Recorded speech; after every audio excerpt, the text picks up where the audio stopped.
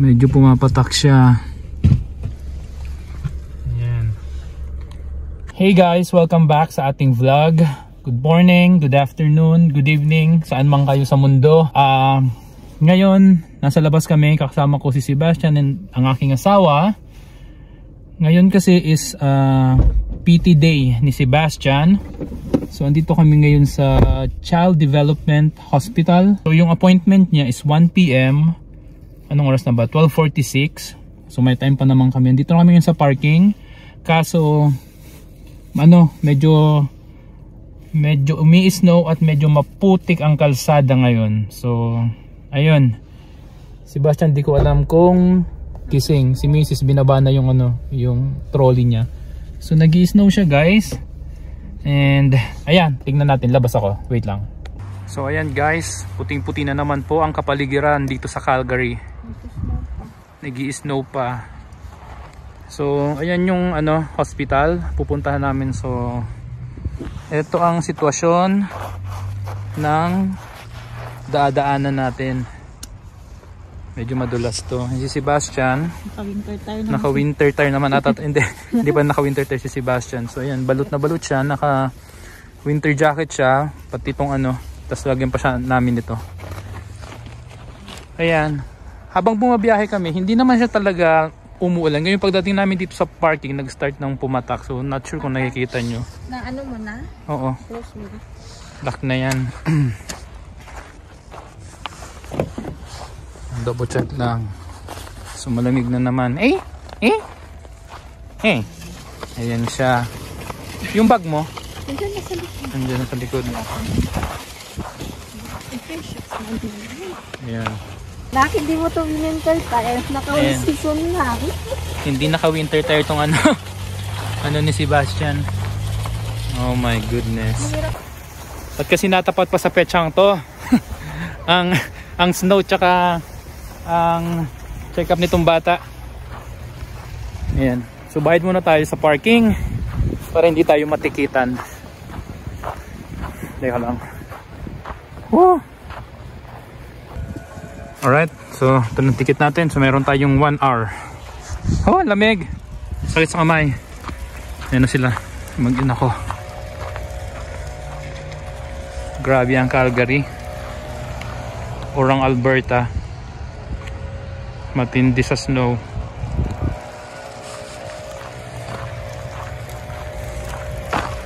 Ay, medyo madulas ang dinadaanan. Hindi pa naman kami naka winter boots.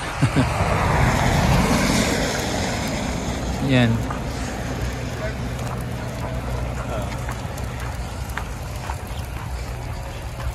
Ay, natapat pa saan talaga ng bata sa check-up. So yung hospital na isa ni Sebastian is yung Alberta Children's Hospital. Diyan lang din, sa kabilang kalsada lang. So magkalapit. Pero pasok na muna tayo. Oh.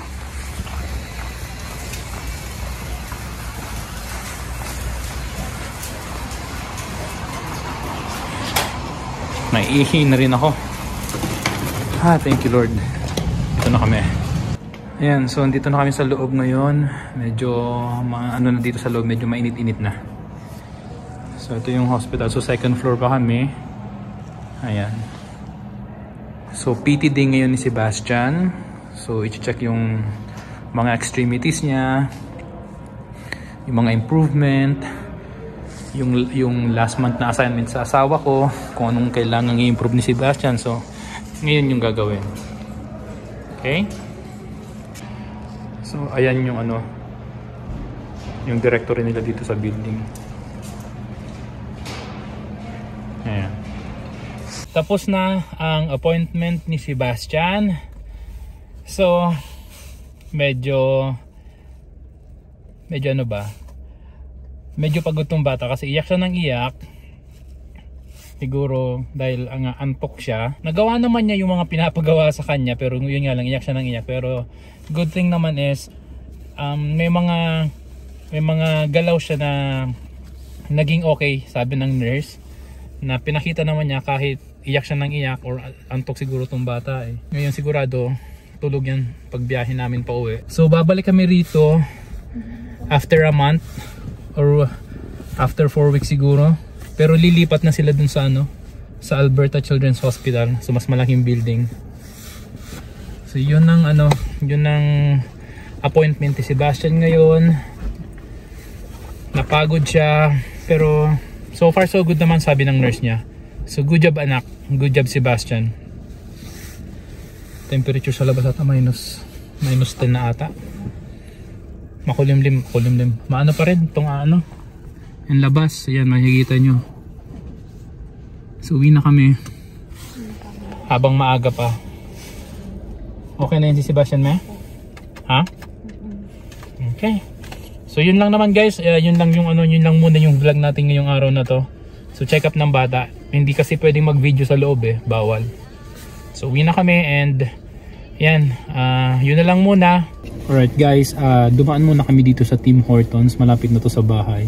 Wala kasi kaming merienda. So alas 2 na ng hapon. And tamang-tama tulog si Sebastian. So dito sa may Heritage Station, bumili muna kami ng Tim Hortons. So eto, take out lang naman. And si Mrs. tumabi na sa akin dito, tulog na naman si Sebastian. Kaya yun. Let's go. Huh?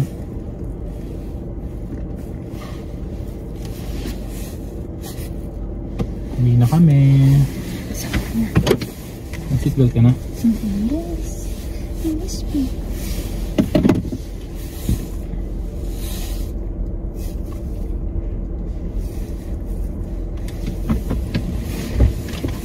Let's go home. Gusto ko pa sana pumili ng butter. Magbe-bake up ng banana cake. Pero wag naman. Banana cake? Saturday naman mag-grocery. Ay, napagod yung bata. Paskin. Pero nagpakitang gilas pa rin siya. Sobrang active. Siya. Tuwang-tuwa sa kanya sila. Kasi ba naman alauna. Sino hindi mapagod? Alauna. Diba siya kagising niya.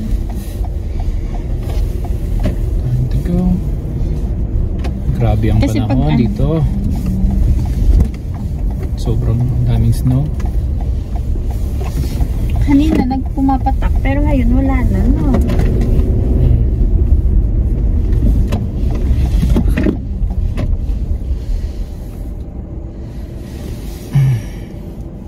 Pero sobrang lamig sa labas, no?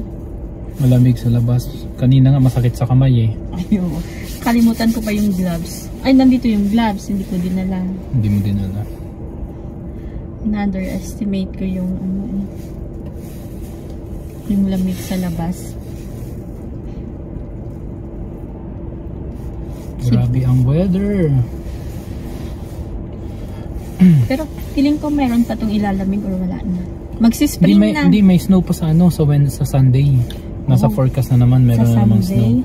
Ito ng snow na to, wala man to hindi man to lumabas sa forecast Pero may mga pa rin, may mga patak-patak pa din. So dapat sa Saturday magkabili na tayo ng gatas. Yan, grocery na naman sa Saturday. Para sa gatas ng bata, kailangan na rin bumili ng bigas, no? Feeling ko last bili natin ng bigas, September pa yun. September pa ba yun? Oo, kasi naman dalawang kilo yun. Parang 30 kilos. Or 30 pa. Ano? Sulit.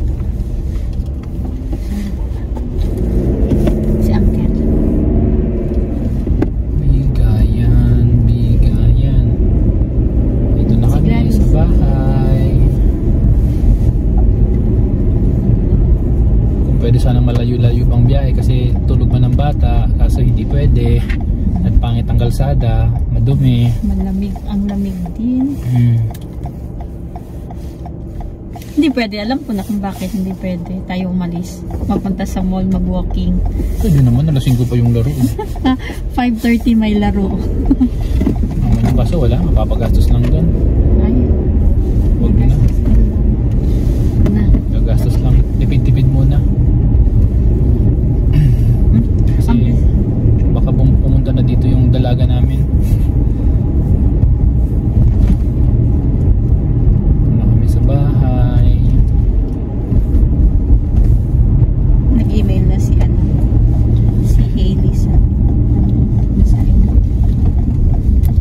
din tong ano guys, itong credit card dito sa Canada.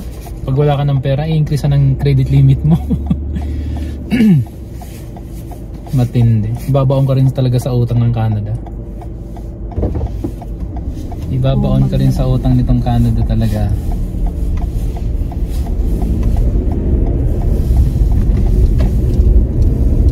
The best. Panay gastos daw kasi. Daming bayarin. Kaya dinagdagan yung pera. Alright guys, dito na kami sa bahay. So hanggang sa next vlog ulit.